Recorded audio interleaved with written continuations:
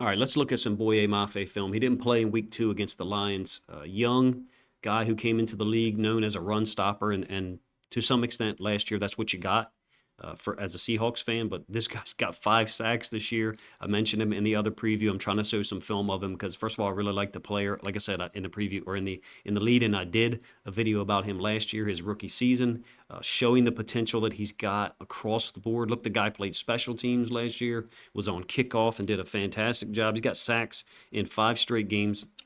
I hate to say things like this, but I think to me, he looks like a guy who can get 10 sacks a year because of how explosive he is, the size, his arm length, and his commitment to his moves. He's very abrupt and attacking.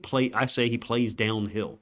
Boye Mafe does not play backwards at all. I've seen him in pass coverage, and he doesn't do a bad job at all. But this is a guy who, to me, is surging in his second year. And I think more people are going to be talking about him as the year finishes because he's just a fantastic talent.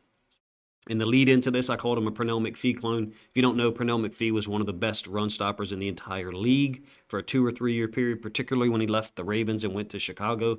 Brett Coleman, really famous content creator, did an amazing video in 2016 called Pernell McPhee is a Grown-Ass Man. I'm not sure if it's still on YouTube, to be real, but check it out if you want to, and you'll get a look at what he thought of Pernell McPhee back then. And that's where last year when I mentioned Boye Mafe as a Pernell McPhee clone, that's why I mentioned it, because I thought he was that talented. I thought he was someone who could be a dominant edge rusher in terms of, excuse me, a dominant run stopper on the edge. And now he's given you 5 sacks in 6 games played this year. Pretty unbelievable, if you ask me.